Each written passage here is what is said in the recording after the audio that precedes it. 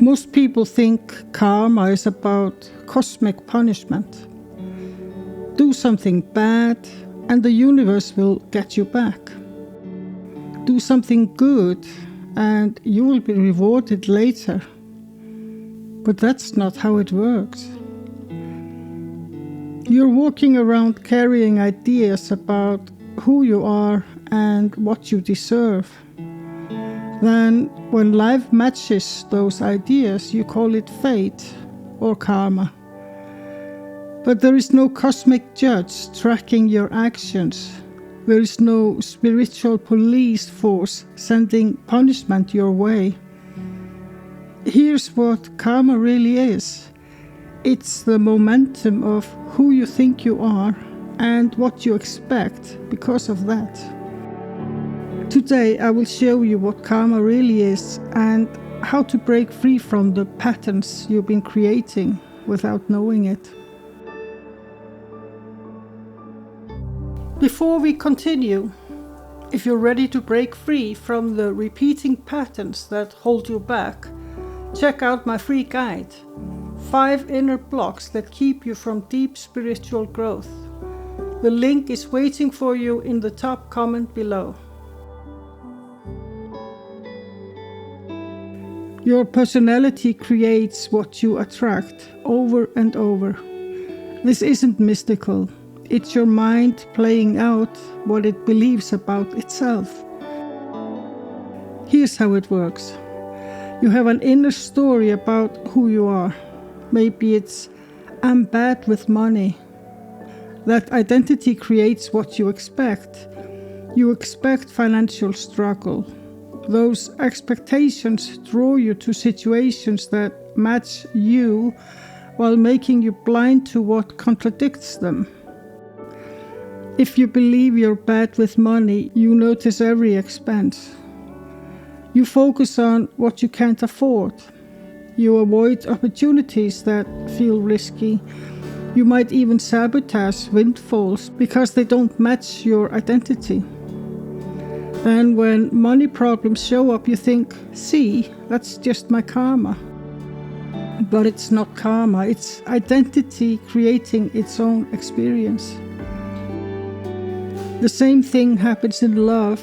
Someone believes I'm unlucky in relationships. This creates what they expect: rejection, betrayal, or loneliness. They become drawn to any sign of disinterest. They interpret neutral behavior as rejection.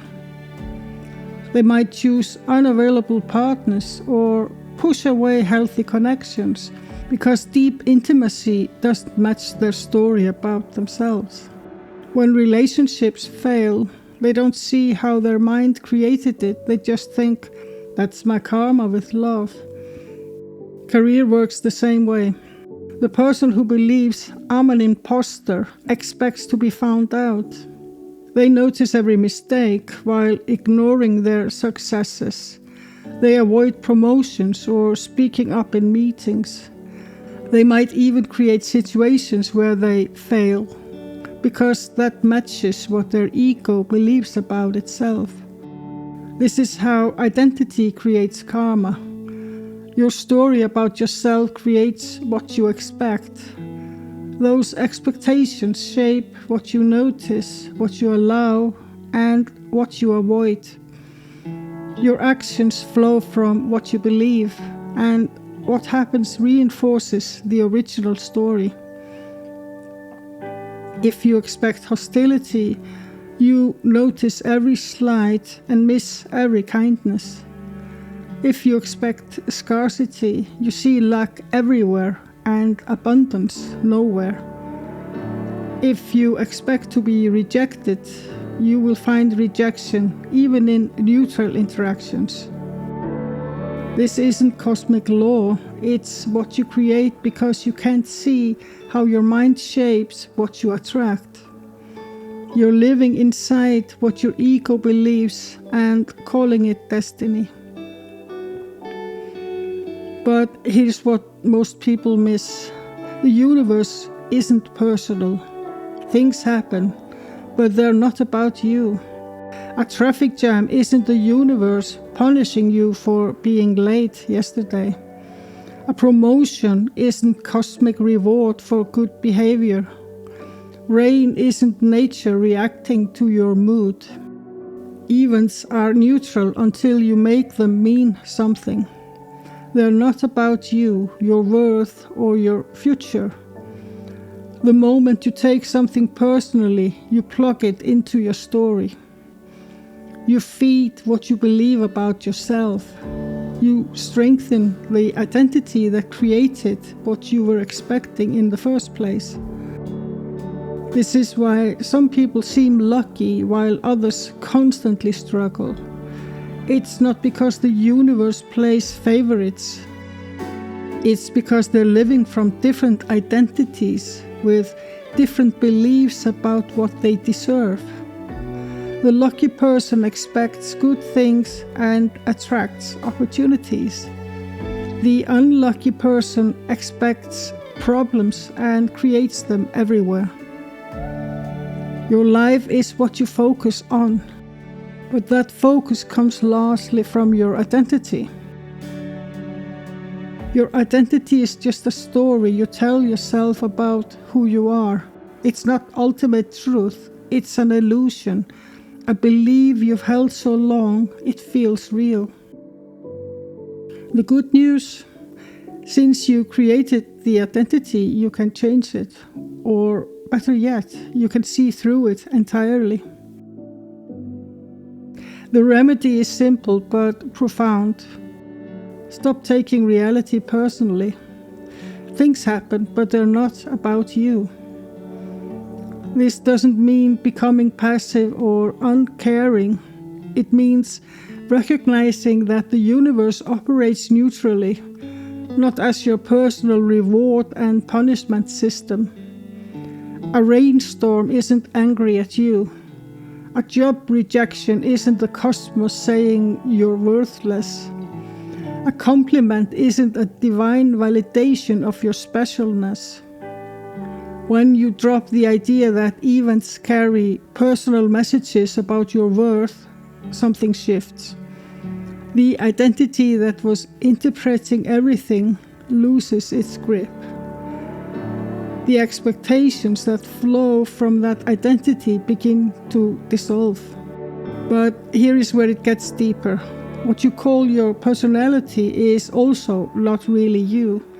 It's a collection of thoughts, reactions, and beliefs you picked up along the way.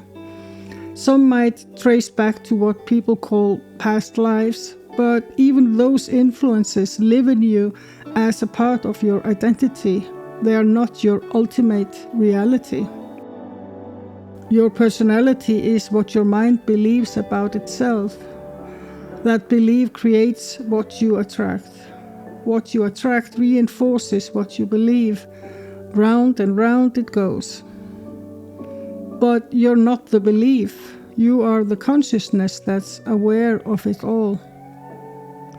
This is why spiritual traditions talk about enlightenment as dropping away rather than gaining something. You're not adding new powers or special knowledge. You're releasing the habit of making everything personal. You're stopping that illusion from running your life. Here is a practice that cuts through the whole pattern. When something happens that triggers your story about yourself, pause. Notice that you're about to make it mean something about who you are or what you deserve. Then ask, what if this isn't about me at all? A friend doesn't text back. Instead of, they're ignoring me because I'm annoying, try, they're probably busy with their own life. A project fails. Instead of, I always mess things up, try, this particular approach didn't work this time. Money gets tight.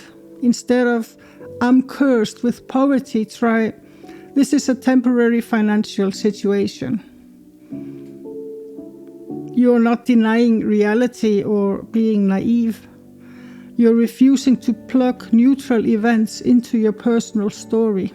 You're seeing what is without the filter of what it means about you. When you practice this consistently, something remarkable happens. The identity that was creating all those expectations starts to fade. Without the constant feeding of personal interpretation, it has nothing to sustain it. This is true freedom. Not getting everything you want, but dropping the idea that you deserve anything specific.